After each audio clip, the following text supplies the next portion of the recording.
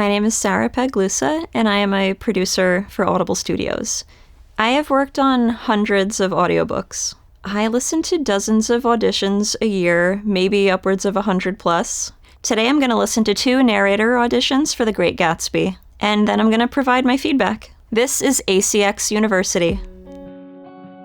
Qualities that I'm looking for in a good narrator are, of course, the way their voice sounds, their tone, whether they have good diction, we want to be able to understand the words they're saying, have good pacing, have some acting experience. They need to be able to understand the emotion that's happening behind the words so they know the appropriate tone to use. Some things I've noticed in auditions that are not so great would be inconsistencies in character voices. Underdeveloped character voices. A book can often have maybe hundreds of characters in it, and so having a repertoire or the ability to develop many character voices is really important. I think a good fiction excerpt includes a lot of dialogue from different genders. When I listen to a narrator's audition, I'm listening for pacing and delivery, character voices, preparation, and overall tone. There are, of course, many ways to approach listening to an audition. It's a very subjective thing, but this is a little bit about my process.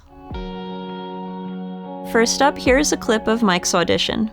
Tom and Miss Baker sat at either end of the long couch. The first thing that jumped out to me about Mike's audition was his delivery.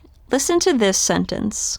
Inside, the crimson room bloomed with light. It feels a little bit how you might read a story to a kid. His delivery was a little bit choppy. The tone was off, especially for The Great Gatsby. There were also moments where it seemed like he could have better breath control because sentences, especially long sentences that maybe had a lot of commas in them, they were broken up a lot by breaths. Let me listen to Mike's audition here. As for Tom, the fact that he had some women in New York. Right there, he could have taken a better breath before that sentence. The fact that he had some women in New York should be the way that sentence flows. If I were directing him, I would have him take the sentence again and try to string it together a little more. His character voices could definitely use a lot of development. Listen to how he voices these 2 female characters. Here's Daisy. Jordan's going to play in the tournament tomorrow. Here's Jordan. To be continued, she said, tossing the magazine on the table. In our very next issue. Every female voice sounded exactly the same to me, and that's going to confuse a listener. His preparation could have been done better too. For instance, listen to how he pronounces this word. Had looked out at me from many retrograde pictures on the Sporting Life. The correct way to say that is actually rotogravure. Pronunciation is a pretty obvious way to prep, and hopefully your narrator has practiced the story multiple times before their audition, so they shouldn't be stumbling over words as if it's the first time they've ever read it. Mike could definitely improve on his character voices and understanding the tone of a piece so that he could deliver something in an appropriate voice. The next audition is Andrew. Inside, the crimson room bloomed with light. Tom and Miss Baker sat at either end of the long couch, and she read aloud to him from the Saturday Evening Post. Immediately, it just feels so much better overall. The tone feels really appropriate. The pacing is really nice. And he's just got a nice tone of voice to listen to. Is she from New York? I asked quickly. One thing that would be an issue, though, is he made the attribution "I asked quickly" a part of the actual question of the dialogue instead of taking a tiny pause and making it part of the narration.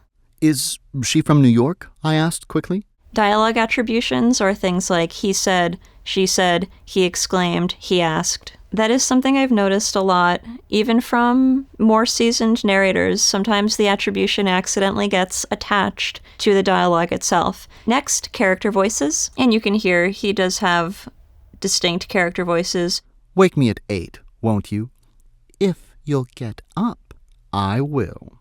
Good night, Mr. Carraway. He's doing a really good job. Through that back and forth of dialogue, I could tell who was talking without having to look and follow the attributions. If you'll get up, I will. You can also tell he thought about his characters in his choices for how he delivers Jordan's lines versus Daisy's lines. He's really trying to bring you into this world. He's bringing in some of the humor into his performance. Did you give Nick a little heart-to-heart talk on the veranda? Demanded Tom suddenly. One thing that would be an issue, though, is his consistency over the long term. Just by the end of page 1, Tom's voice seemed to change a bit. Listen to them back to back here. "She's a nice girl," said Tom after a moment. "Did you give Nick a little heart-to-heart talk on the veranda?" demanded Tom suddenly. See, I think Tom's voice just sounds a little bit different there, so it could have maybe been just another take and he would have gotten it.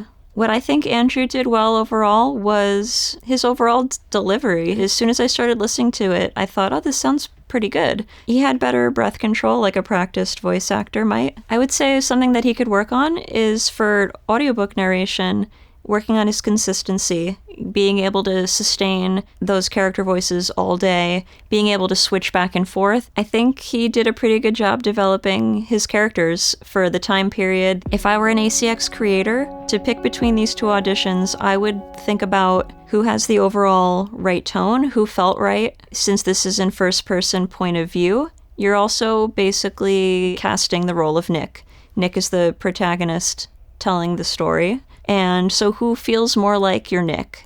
And I think out of these two, that would be Andrew. When I'm thinking about who I want to audition for a specific project, I'm, of course, narrowing down who should be telling the story. Is it a male? Is it a female? Is it a trans actor? Is there a specific race involved telling the story? I'm also taking age range into account. It's really important for me to have authentic representation for my narrators, making sure I have the right voice telling the story. These things are going to matter when you're choosing your narrator. So that's a little bit about what audiobook auditions are like. Good luck!